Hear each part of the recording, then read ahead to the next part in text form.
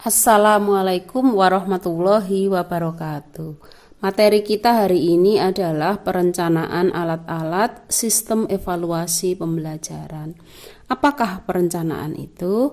Perencanaan menurut Newman adalah menentukan apa yang akan dilakukan. Dalam perencanaan itu mengandung rangkaian-rangkaian putusan yang luas dan penjelasan-penjelasan dari tujuan, penentuan kebijakan, penentuan program, penentuan metode-metode, prosedur tertentu, dan penentuan kegiatan berdasarkan jadwal sehari-hari. Perencanaan evaluasi terbagi menjadi dua. Yang pertama non-tes dan yang kedua adalah tes. Perencanaan non-tes dapat digunakan jika kita ingin mengetahui kualitas proses dan produk dari suatu pekerjaan, serta hal-hal yang berkenaan dengan domain afektif, seperti sikap, minat, bakat, dan motivasi. Perencanaan tes digunakan untuk mengetahui atau melihat peningkatan kemampuan belajar dari peserta didik. Macam-macam tes itu terbagi menjadi beberapa. Yang pertama, dilihat dari pelaksanaannya terbagi menjadi tiga. Ada tes tulis, tes lisan, dan tes perbuatan. Dilihat dari fungsinya ada tes formatif, tes sumatif, dan tes diagnostik. Kemudian dilihat dari waktu diberikannya tes, ada pre-tes dan ada post-tes. Menurut kebutuhannya ada psikotes, ada IQ-tes, dan tes kemampuan. Menurut jenisnya ada tes standar dan tes buatan guru. Kemudian menurut jenis waktu yang disediakan ada power test dan juga speed test. Bagaimanakah langkah-langkah menyusun tes?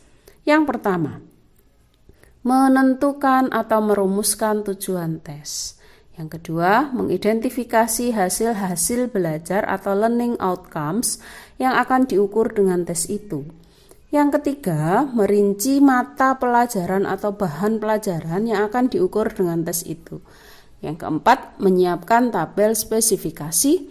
Yang kelima, menggunakan tabel spesifikasi tersebut sebagai dasar penyusunan tes. Apa saja yang perlu diperhatikan saat menyusun tes? Yang pertama, pemilihan butir soal. Yang kedua, tipe soal yang akan digunakan. Yang ketiga, aspek yang akan diuji.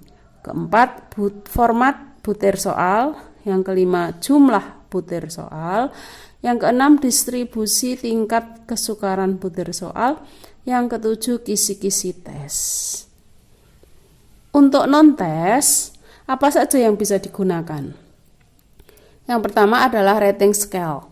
Rating scale adalah salah satu alat untuk memperoleh data yang berupa suatu daftar yang berisi tentang sifat atau ciri-ciri tingkah laku yang ingin diselidiki yang harus dicatat secara bertingkat. Rating scale adalah perluasan dari checklist. Perbedaan dengan checklist adalah pada rating scale, observer mengindikasikan judgement dalam bentuk frekuensi atau kualitas karakteristik performa, misalnya sangat baik, sedang, kurang. Sedangkan pada checklist hanya dituliskan hadir tidaknya perilaku. Yang kedua, kuesioner. Kuesioner adalah alat pengumpul data melalui komunikasi tidak langsung, yaitu melalui tulisan. Kuesioner kadang juga disebut dengan angket. Ini berisi daftar pertanyaan yang bertujuan untuk mengumpulkan keterangan tentang berbagai hal yang berkaitan dengan responden. Yang ketiga, checklist. Suatu daftar yang berisi subjek dan aspek-aspek yang akan diamati. Daftar cek dapat memungkinkan guru sebagai penilai mencatat setiap kejadian yang betapapun kecilnya tetapi dianggap penting. Ada beberapa macam-macam aspek perbuatan yang biasanya dicantumkan pada daftar cek. Kemudian tinggal memberi tanda centang pada setiap aspek-aspek tersebut sesuai hasil penilaiannya. Alat non-tes yang keempat adalah interview atau wawancara. Interview atau wawancara adalah tanya jawab baik langsung maupun tak langsung.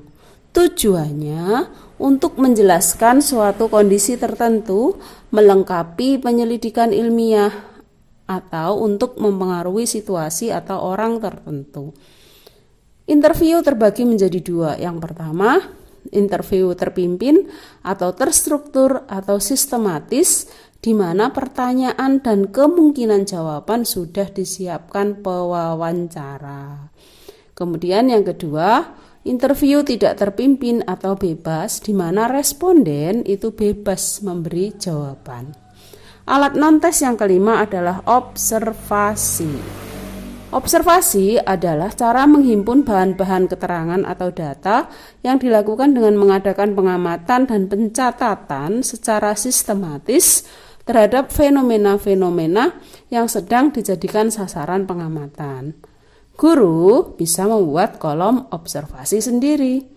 Pengamatan atau observasi yang dilakukan oleh guru tidak perlu terlalu formal, akan tetapi mencatat secara teratur gejala dan perilaku yang ditunjukkan dari yang diobservasi. Baik, jadi itu materi kita hari ini, mudah-mudahan bermanfaat. Terima kasih. Wassalamualaikum warahmatullahi wabarakatuh.